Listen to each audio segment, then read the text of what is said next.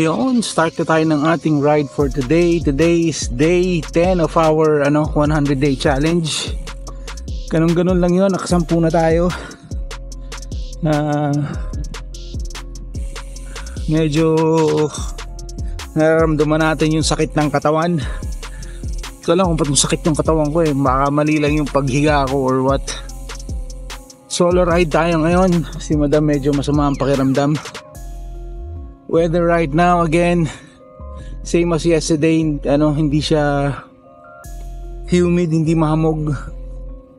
So hindi pa rin masyadong malamig. Sakto lang.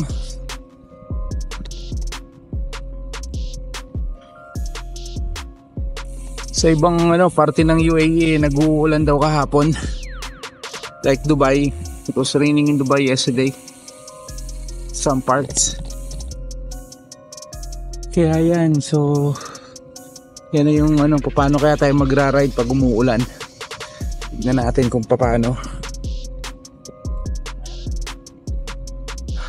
Today ang ride natin, I don't know, baka 30. Pag biglang ginanahan we'll do 40, pero most probably 30 lang kasi sama talaga nung sakit ng katawan ko At yung dito, yung muscle ko dito. Kaya ayan, mag-chill muna tayo ulit. Kailangan nating mag-pace kasi 90 days more after this.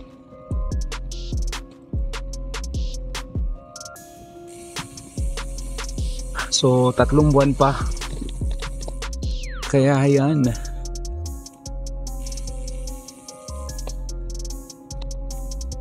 At ako nakapagbukas ng ilaw sa likod Bukas muna tayo ng ilaw.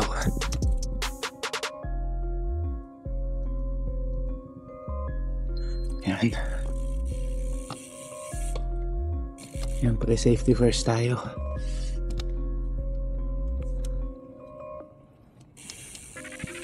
Kahapon meron tayong accident scare kasi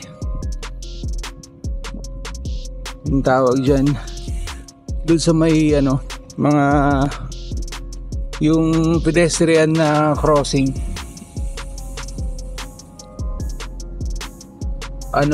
may sasakyan, so nag-stop ako. I don't know, si madam she's not paying attention, bumangga siya sa likod ko kaya na-scrape ng konti yung paa ko sa likod, yung legs ko.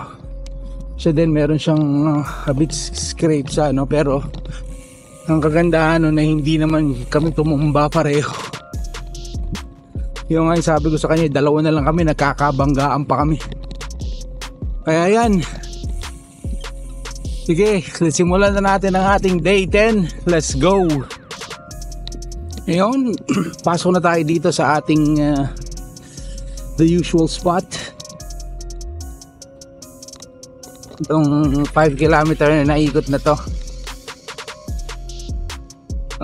Medyo mahangin ngayon at saka medyo lumamig yung hangin. Kanina dun yung katabi ng highway mismo, medyo sakto lang yung lamig ng hangin. Ngayon medyo lumamig ng konti. So yesterday ako, in-update ko kayo sa yung weight natin na from last Monday. My weight was 101.2. And then as of yesterday morning, yung weight natin went down to 99.4. So almost 2 kg almost 2 kg lang yung na-loss natin for 1 week. Actually I could have easily lose mga 3 to 4 kg. Kaya lang kasi itong si madam nung weekend nagluto tayo ng palabok, which is hindi part ng natin yan, ng keto diet. Tapos bumili pa siya nung yung pink berry na ice cream. Puro sweets naman yun. So kaya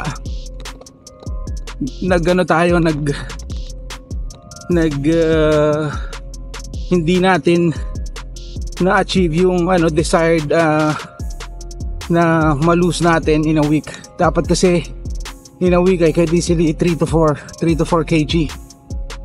So ang natin ngayon, ang goal natin for this week is to lose at least 3 kg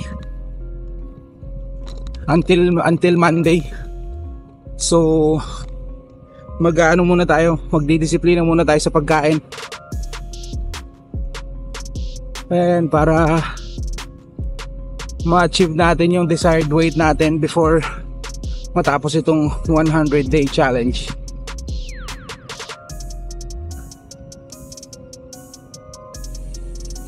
At ma-update. Ayan, let's go. Yun, maliwanag ng kalangitan at palakas pa rin ang hangin. So far nakakailan na ba tayo? 16 kilometers na tayo in 44 minutes. Medyo ang pace natin, yung average speed natin is nasa 22 lang.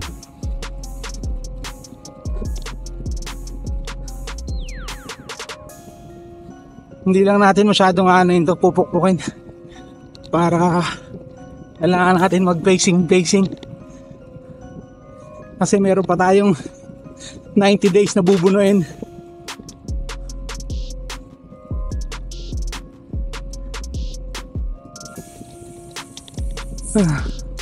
Minsan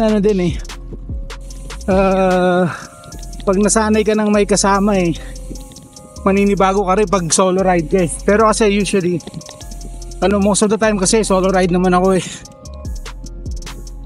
until recently na si Madam gusto na rin araw-araw magbike.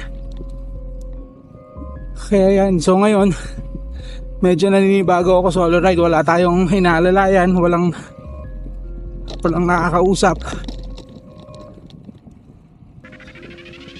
Pero okay din paminsan-minsan ng solo ride, makakapag ka reflect and muni-muni.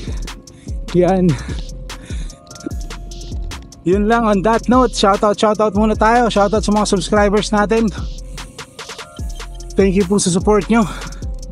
Sa mga bagong subscribers, welcome po sa inyo lahat. Sana po na-entertain kayo or may nakakapulutan kayong aral dito sa ating pinagagagawa. Grabe. Siyempre yung mga natin, mga masugid taga-subaybay natin, sila Mr. and Mrs. Tatuyan ni Adventure, si Master Antonio tsaka si Ma'am Mary, si Happy Pedal, si RJ Candelaria, si Feg Mike, si Romsky, si Moy, si Boyong Gibara, B. Merchi, and All Alone, si Taranat Lumipad, TM Padjak, si TYTV, at lahat sa inyo. May mga hindi tayo nababanggit, pasensya na po.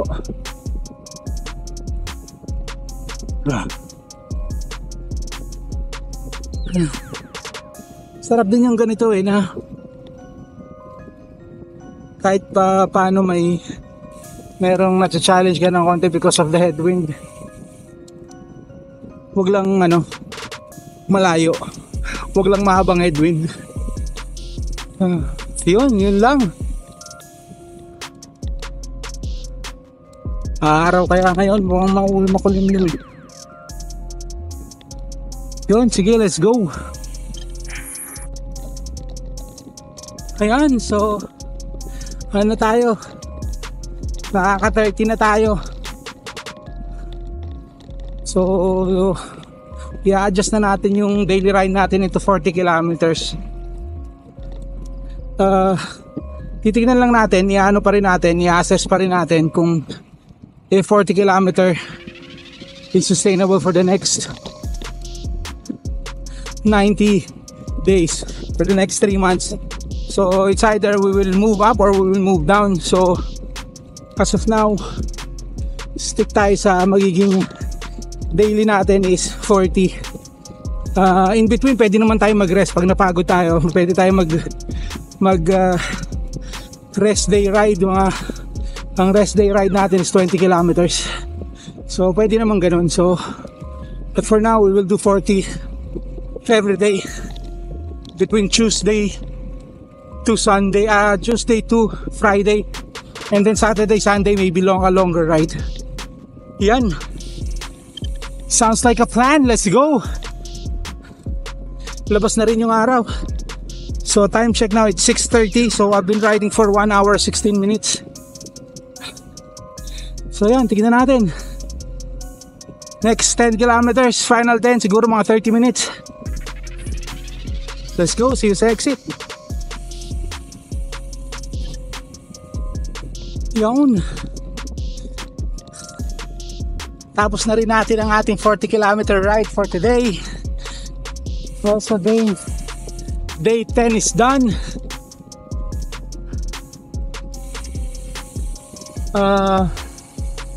Exit na tayo dito. Uwi na tayo. Yan, kahit pa paano nasikat-sikatan tayo ng araw. Yan, 40 kilometers done. Day 10 is done. Alam mo, importante rin talagang yung sukatin din yung yung limit mo. When it comes to physical activity, kasi I don't know, dati naman before ako magbakasyon sa Pinas, I was doing like 50 a day, 50 kilometers a day.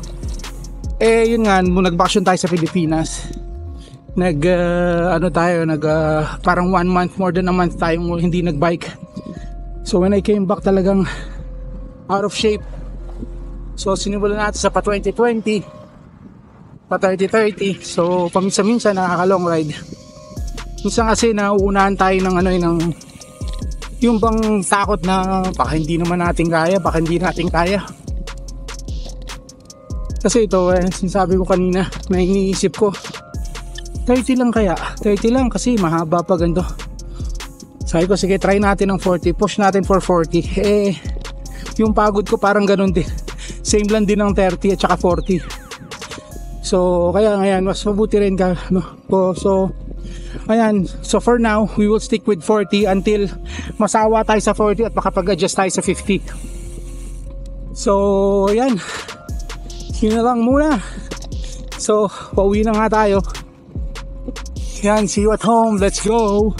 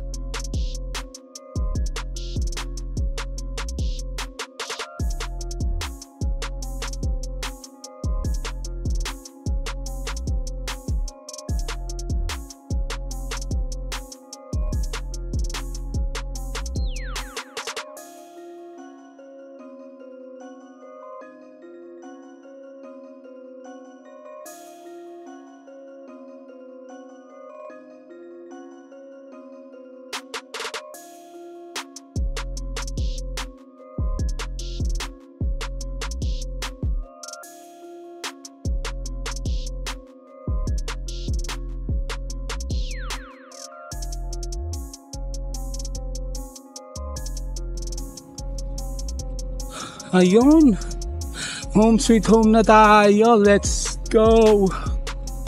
Yan, thank you Lord for the safe ride. Sa mga subscribers natin na nakaabot dito, maraming salamat po.